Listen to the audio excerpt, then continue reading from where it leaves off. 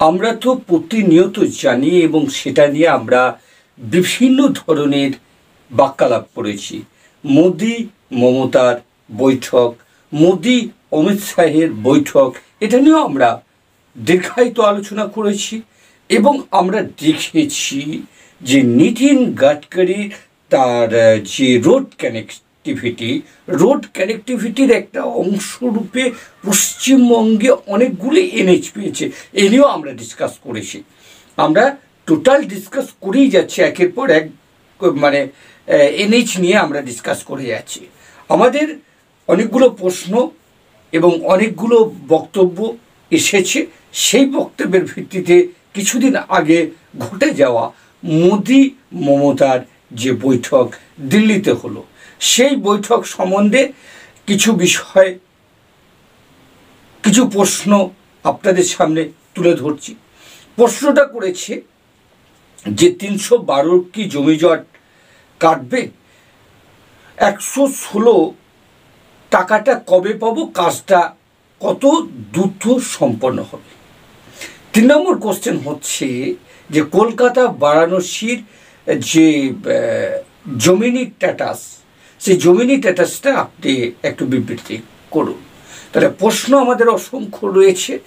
একবারে last update হিসাবে সেই প্রশ্নগুলো আমাদের মনের মধ্যে উঠতেই পারে, দাদা টাকাটা কবে পাবো, এনএইচ হলো 116 টাকা কবে পাবো, এ নিয়ে অনেক প্রশ্ন, অনেক উত্তর। চলুন আমরা এই বিষয় নিয়ে আর একটু বিস্তারভাবে আলোচনা করব।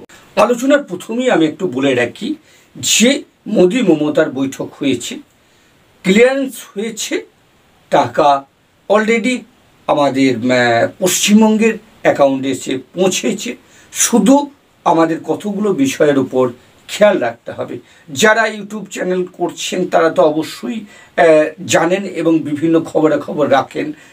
যারা মিডিয়া চ্যানেল রয়েছেন তারা তো সরাসরি দেখিয়েছেন যে 116 সম্পর্কে যে কতগুলো বিষয় রয়েছে। দ্বিতীয়বারের চিঠি কেউ পেয়েছে, কেউ পায় নাই। জমির মূল্য নির্ধারণ কত হয়েছে, কেউ বলছে এত, কেউ বলছে এত। জমির সঠিক নির্ধারণ আমি আগে কয়েকটা ভিডিওতে বলেছিলাম, যদি আপনারা চিঠি পান অবশ্যই আপনারা এই চ্যানেলের মধ্যে সেটাকে নিয়ে আলোচনা করুন। কারণ আপনার একটা SMS বা একটা কমেন্ট অনেক ব্যক্তি মানুষের মনের মধ্যে যে দ্বন্দ্ব, মানসিক দ্বন্দ্ব রয়েছে তার কিছুটা হ্রাস ঘটাতে পারে। আপনারা অনেকেই সেই চিঠি পেয়েছেন বলে কমেন্ট বক্সে দিয়েছেন, আপনার সঙ্গে বাক্যলাপ শুরু হয়েছে, এটাও আমি দেখেছি। আপনারা অবশ্যই এই সমস্ত প্ল্যাটফর্মে এসে নিজেদের মধ্যে আলোচনা করুন যে জমির দাম কেমন হয়েছে। তাই জমির দাম কেমন আছে এই বিষয়ে বলতে গেলে আমি আবার একটা প্ল্যাটফর্ম বলে দিচ্ছি। আমি কোনো একটা SMS-এ দেখেছিলাম, নাম করছি না, বিঘে পিছু 13 লাখ, 12 লাখ, 10 লাখ এরকম ধরনের কথা বলা হয়েছে। আমি জানি না যেহেতু বিষয়টা কি আমি জানি না, তবু বলে রাখি যে কতগুলো সেকশনে ভাগ করা হয়েছে, ল্যান্ডটাকে কতগুলো সেকশনে ভাগ করা হয়েছে। যখন ল্যান্ড একুইজিশন হয় তখন কতগুলো সেকশন শুরু হয়।